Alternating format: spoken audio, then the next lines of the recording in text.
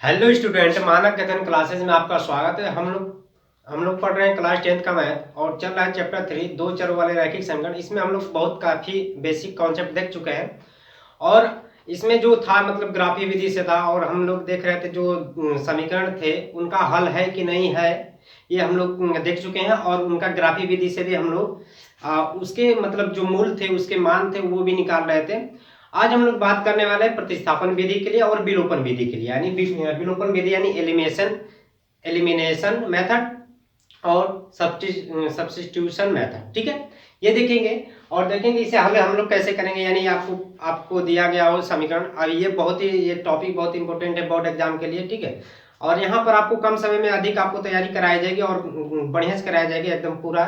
ठीक है, यदि आपको बेसिक आपका कमजोर है तो यहाँ से भी आप देख सकते हैं और आपका पूरा कोर्स भी आप कंप्लीट होगा।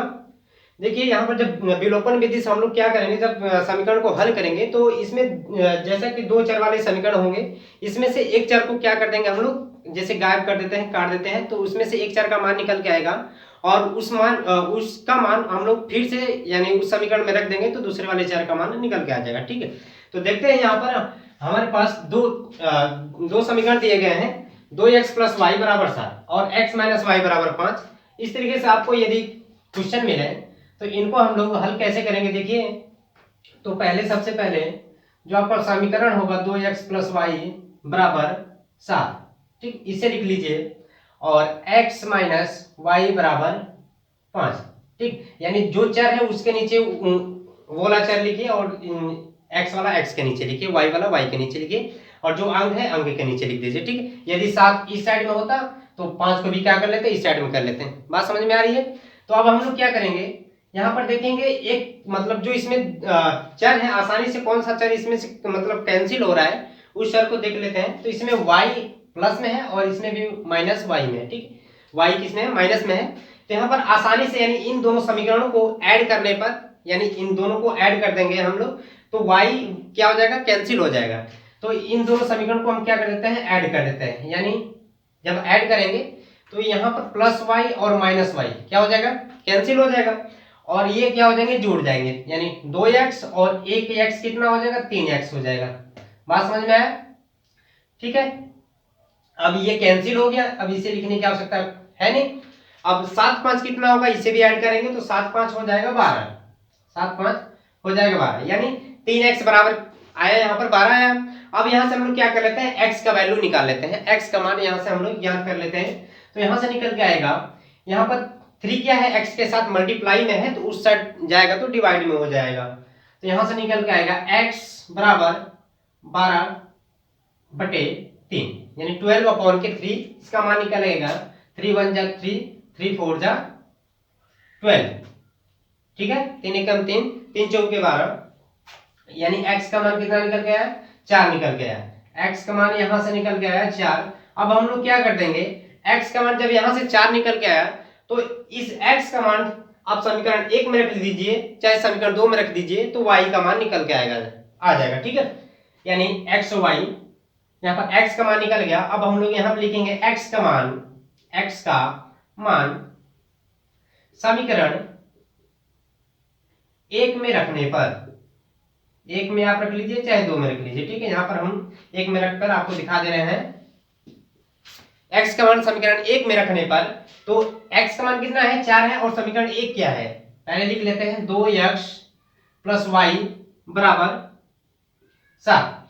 x का मान है यहाँ पर 4 है तो यहाँ पर 2 के साथ x क्या है, मल्टीप्लाई में है तो लिख लेते हैं 2 गुणे 4, फिर प्लस वाई बराबर 7 और यहाँ से हो जाएगा 2 चौके 8 प्लस वाई बराबर 7। अब 8 को क्या कर देंगे हम लोग, पक्षांतर कर देंगे दूसरे साइड में, तो यहाँ पर y बराबर आ जाएगा। देखिए 8 को ले जाएंगे तो 8 माइनस में होगा ना कि 7, जैसे बच्चे लिख देते हैं, स्टूडेंट क्या लिख देते हैं, ऐसे लिख देते हैं 8 माइनस 7, यानी कि ज्यादा में से कम घटा देते हैं। ये आपको नहीं करना है, आपको इस तरीके से लिखना है, 7 है पहले से 7, ये 7 माइनस 8। ठीक, तो यहां से क्या निकल के आएगा, y बराबर -1, तो y का मान कितना निकल गया, y बराबर -1। अब हम लोग क्या कर लेते हैं, x और y का मान निकल जाता है तो हम अपने उत्तर की जांच कर लेते हैं, जिससे हमें स्पष्ट हो जाता है कि हमारा आंसर सही है कि नहीं सही है। तो x और y का मान जो निकल के आया, चाहे आप समीकरण 1 में रख दीजिए चाहे समीकरण 2 में रख दीजिए, वो क्या करेगा, दोनों साइड को क्या करेगा, संतुष्ट करेगा, यानी दोनों साइड क्या होनी चाहिए, इक्वल होनी चाहिए। तो उत्तर की जांच हम लोग कैसे करते हैं ये देख लीजिए बहुत ही ध्यान से। तो हमारा समीकरण 1 क्या है, 2x + y = 7। इस साइड में इधर क्या है हमारा लेफ्ट साइड यानी राइट साइड है, ठीक, इस साइड में राइट साइड है, इस साइड लेफ्ट साइड, तो यानी left side equal to right side होना चाहिए। तो x का मान हमारा है 4 और y का मान कितना है -1, तो यहाँ पर हम लोग रख लेते हैं, यानी 2 गुणे x का मान 4 है तो 4 रखेंगे और प्लस y का मान कितना है -1, तो -1 यहाँ पर रख लेते हैं और बराबर में 7, ठीक है, बराबर में 7। और यहाँ पर हो जाएगा 2 चौके 8, 2 चौके 8, और यहाँ प्लस और माइनस का मल्टीप्लाई हो जाएगा तो -1 निकल के आएगा बराबर में 7। चाहे आप लास्ट में लिख सकते हैं कि left side equal to right side, तो यहाँ पर निकल के आएगा 8 में से 1 जाएगा, कितना बचेगा 7 बराबर 7। क्या हो गया, दोनों पक्ष क्या हो गए, बराबर हो गए, इसका मतलब x का हमारा मान क्या है, x और y का मान क्या है, सही है। यदि आप समीकरण 2 में भी रख कर चेक करना चाहते हैं तो चेक कर सकते हैं। और यहाँ देख लीजिए, यहाँ पर यदि हम लोग, हमारे पास समीकरण 2 है x - y = 5, यहाँ पर रख देंगे हम लोग, क्या रखेंगे 4 रखेंगे जब, और माइनस है और y का मान पहले से ही है माइनस में, -1 = 5, बस समझ में आया। तो यहाँ से आ जाएगा 4 माइनस माइनस हो जाएगा +1 = 5, यानी 4 1 कितना हो जाएगा 5 = 5। ये भी हो गया प्रूफ, यानी इसका मतलब हमारा आंसर क्या है, सही है, ये हमारा हो जाएगा उत्तर की जांच, ठीक। अब दूसरा इक्वेशन है, जो ये दूसरा इक्वेशन जो दिया गया है, ये आप इसे खुद ही सॉल्व कीजिएगा। अब देख लेते हैं हम लोग प्रतिस्थापन विधि से, ठीक।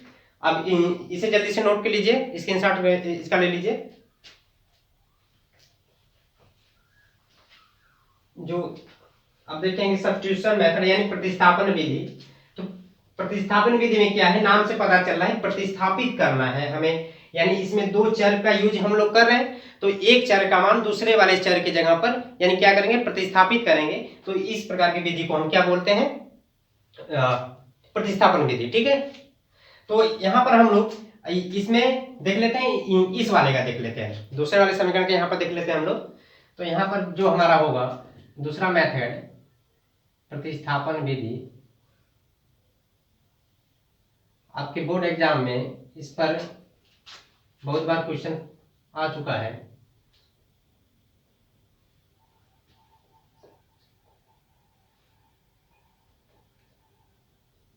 मेथड,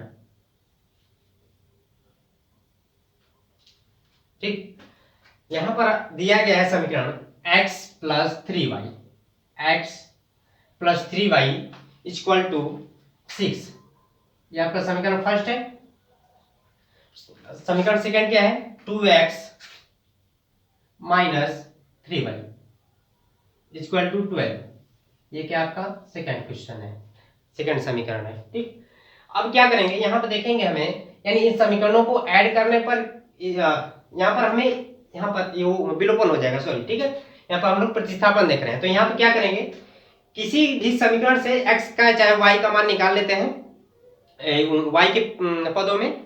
तो यहाँ से हम लोग जो इक्वेशन फर्स्ट है इसे जब ले लेंगे इसमें से, और इसमें से x का वैल्यू क्या कर लेंगे, निकाल लेते हैं y के पदों में।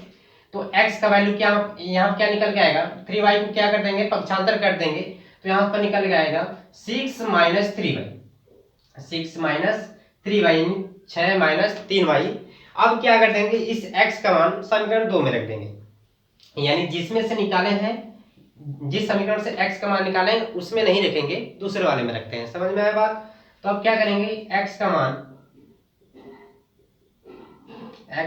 समीकरण 2 में रखने पर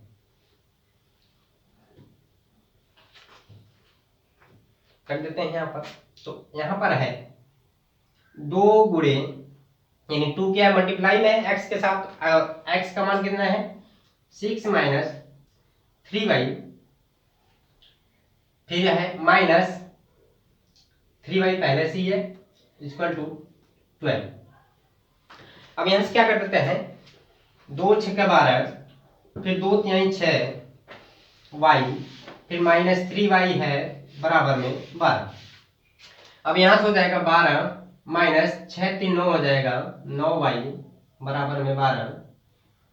अब यहाँ से क्या कर लेते हैं, इस 12 को उस साइड में पक्षांतर कर देंगे तो आएगा -9y 12 माइनस 12 -9y। 12 में से 12 क्या होगा, जब घटेगा तो क्या आएगा, 0 आ जाएगा। और इस -9 यहाँ पे क्या मल्टीप्लाई में है और उस साइड में 0 में जब भाग दे देंगे यानी y बराबर क्या है 0 बटे -9। 0 में किसी भी संख्या का भाग देंगे तो क्या आ जाएगा, वो 0 उसका आता है आंसर, भागफल। ठीक, तो यहाँ पर y का मान कितना निकल के आया, 0। y का मान कितना निकल के आया, 0 निकल के आया। अब इस y का मान चाहे यहाँ पर इसे मान लीजिए, ये आपका समीकरण थर्ड हो गया, ठीक, बस मान लिए हैं। ठीक, तो यहाँ पर y का मान चाहे आप समीकरण थर्ड में रख दीजिए तो x का मान निकल जाएगा, चाहे इस समीकरण फर्स्ट में चाहे सेकंड में। ठीक है, तो हम लोग y का मान समीकरण थर्ड में रख देते हैं। y का मान समीकरण थर्ड में रखने, तीसरे वाले में रखने रख देते हैं। तीसरे में y इक्वल टू क्या रखना है, हमें 0 रखना है, यानी x बराबर 6 माइनस 3 गुणे y का मान कितना है, 0 है, 3y लिखा है, इसका मतलब 3 गुणे y। तो यहां से निकल के आएगा x बराबर 6 माइनस 3 सुनाई सुनना। ठीक, तो x बराबर निकल के आएगा 6 में से 0 घटेगा तो 6 निकल के आया, यानी x बराबर कितना निकल के आया, 6 निकल गया। यहाँ से y का मान हमें निकल के आया, y का निकल के आया 0 और x का मान निकल के आया 6। अब क्या कर लेते हैं, यहाँ पर भी उत्तर की जांच हो जाएगा आराम से, बिल्कुल। ठीक है, तो यहाँ पर जब हमारा x और y का मान निकल के आया तो चाहे समीकरण आप फर्स्ट में रख दीजिए चाहे सेकंड में रख दीजिए। ठीक है, दोनों पक्ष क्या होने चाहिए, बराबर होने चाहिए। ठीक है, बात समझ में आया। अब यहाँ पर x का मान कितना है, 6 है, रख लेते हैं यहाँ पर समीकरण फर्स्ट में 6 प्लस 3 गुणे y, यानी 3 गुणे y। यहाँ पर y का मान कितना है, 0 है, यानी 3 गुणे 0 और इस साइड में क्या है, 6 है। दोनों साइड क्या होनी चाहिए, बराबर होनी चाहिए। तो यहाँ पर जाएगा 6 प्लस 3 सुनाई सुनना और बराबर में 6, यानी 6 में 0 जब ऐड करेंगे तो 6 ही आएगा बराबर में। ये दोनों पक्ष क्या हो गए बराबर। ठीक, अब देख लेते हैं समीकरण 2 की। इसमें है 2 गुणे x का मान कितना है, x का मान 6 है, यहाँ पर लेंगे 2 गुणे 6 माइनस 3 गुणे y का मान 0 है बराबर में 12 है, यानी 2 6 का 12 फिर 3 सुनाई सुनना बराबर 12। ठीक, 12 में से 0 जब घटाएंगे तो बराबर 12 बराबर बराबर 12। ठीक, ये क्या हो गए हमारा, जो यहाँ पर हम लोग उत्तर की जांच के लिए, इसका मतलब हमारा x और y का मान क्या है, सही है। बात समझ में आया। अब ये यदि आप ये इस वाले के क्या करेंगे, आप लोग प्रतिस्थापन विधि से हल करेंगे और इसको विलोपन विधि से हल करेंगे। बात समझ में आया। तब तक के लिए धन्यवाद। अगले लेक्चर में मिलेंगे हम लोग वज्र गुणन विधि से कैसे हल करते हैं, इस पर आधारित क्वेश्चन आते हैं बोर्ड में। तब तक के लिए धन्यवाद।